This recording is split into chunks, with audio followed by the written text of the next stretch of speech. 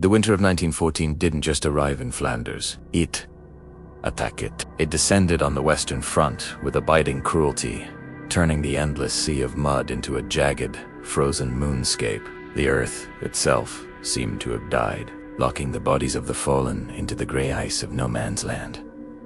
It froze the very marrow of the soldiers huddled in waterlogged trenches. These were men who had marched to war in August with heads full of patriotic songs and illusions of glory. But now, by late December, they were reduced to shivering, lacerdan skeletons, sharing their dugouts with fat, fearless rots.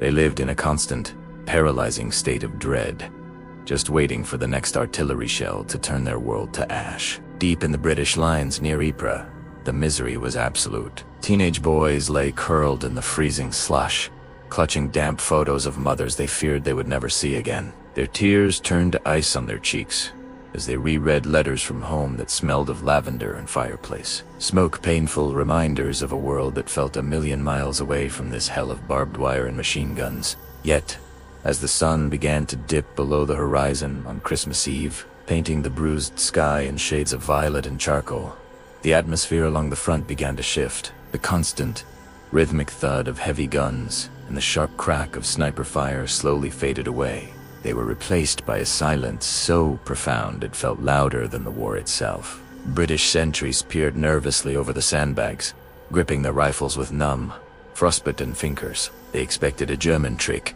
maybe a gas attack or a night raid under the cover of the rolling mist. But instead of violence, what drifted across the frozen killing ground was music. It was a sound so unexpected and so heartbreakingly beautiful that many men thought they were hallucinating from exhaustion. They heard the deep, baritone voices of German soldiers rising from their trenches just 50 yards away. They weren't singing a war cry, but a hymn, the familiar, haunting melody of Still Nacht. Eleke Nacht. The British soldiers lowered their weapons, listening in stunned reverence as the words of Silent Night floated through the freezing air, creating a bubble of holiness in the middle of hell. When the song finished, the British, moved by a sudden impulse of shared humanity, began to applaud. Their clapping echoed strangely in the dark.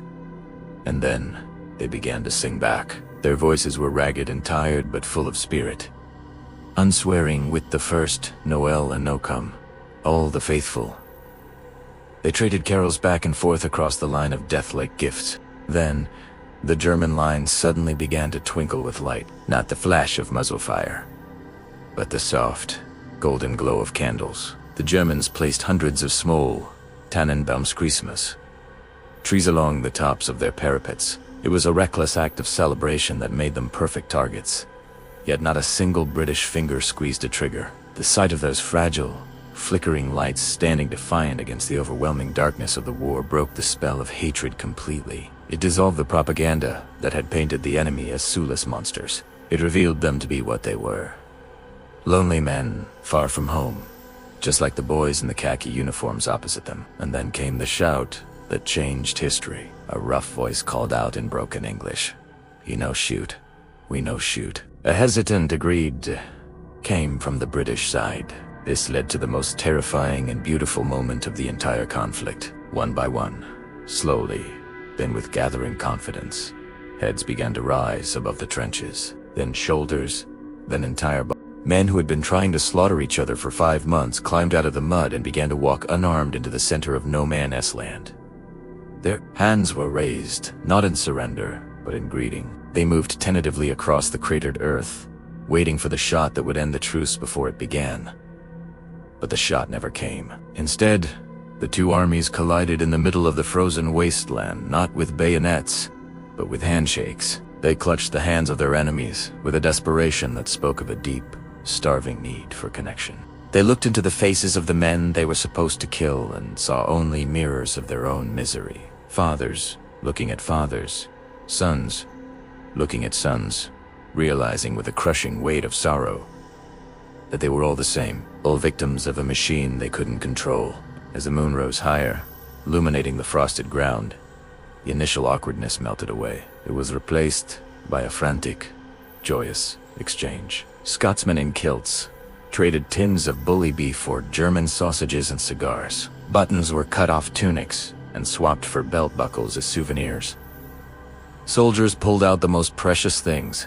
They owned photographs of their families and showed them to the enemy. They communicated in a mix of signs and broken words, pointing to a picture of a baby and saying, "My son, 2 years old," while a German soldier nodded with tears in his eyes and pulled out a picture of his own daughter. In that magical, suspended moment, the war simply evaporated. It proved that the hatred ordained by generals could not survive the simple, overwhelming power of human contact. As the first light of Christmas Day broke over the frozen fields, the truce did not dissolve. It deepened into something even more surreal and profound. The mist lifted to reveal hundreds of men from both armies, mingling freely in the center of no man's land, a sight unimaginable just 24 hours earlier. And it was in this strange, quiet vacuum of war that the most legendary moment of the truce unfolded. It started when a British soldier kicked a ragged leather soccer ball out from the trenches. It bounced erratically on the frozen mud until a German soldier laughed and kicked it back.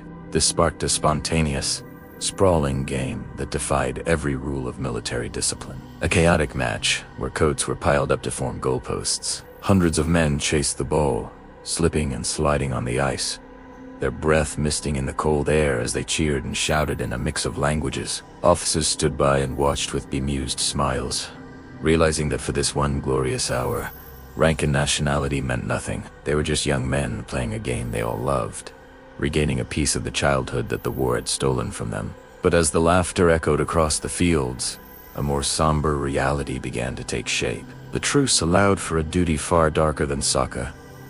The burial of the dead who had been lying in no man's land for weeks, frozen into grotesque statues of agony, in a scene that would bring tears to the eyes of the hardest veterans.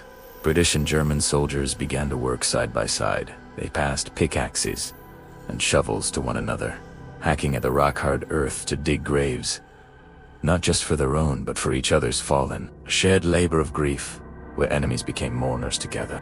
They stood shoulder to shoulder as the bodies were lowered into the ground. A German chaplain read the 23rd Psalm while British soldiers bowed their heads in silent prayer. The words, "The Lord is my shepherd," drifted over the fresh mounds of dirt, creating a bond of shared sorrow that transcended the uniform. As the sun began to set on Christmas Day, the realization that this paradise could not last began to settle like a heavy weight in every man's chest. The laughter died down as officers, terrified that the war spirit was being destroyed forever, began to issue quiet orders to return to the trenches. The parting was filled with a desperate, aching sadness. Men shook hands one last time, looking deep into each other's eyes. They exchanged addresses on scraps of paper, promising to meet again when the madness was over. They whispered good luck, Fritz, and auf Wiedersehen.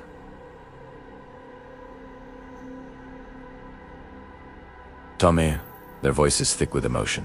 They knew, with a terrifying certainty, that the next time they saw these faces, it would be through the sights of a rifle. As they drifted back to their respective lines, climbing down into the mud and the darkness, the candles on the parapets flickered and died out one by one, plunging the world back into shadow. But they left behind a silence that felt different now. A silence, not of emptiness, but of memory. When the artillery began to thunder again the next day, shaking the ground and shattering the peace, every soldier who fired his weapon did so with a heavy heart. He carried the secret, burning knowledge that the monster across the field was not a target, but a human being who had shown him a picture of his children. It was a memory of love and brotherhood that would haunt them through the bloody years to follow and remain forever, as a testament to the fact that even in the deepest, coldest winter of war, the human heart is capable of a warmth that can melt the ice of hatred, if only for one silent, holy night. Thanks for watching. If this story moved you, please consider liking this video and subscribing for more moments from history that show us the power of our shared humanity.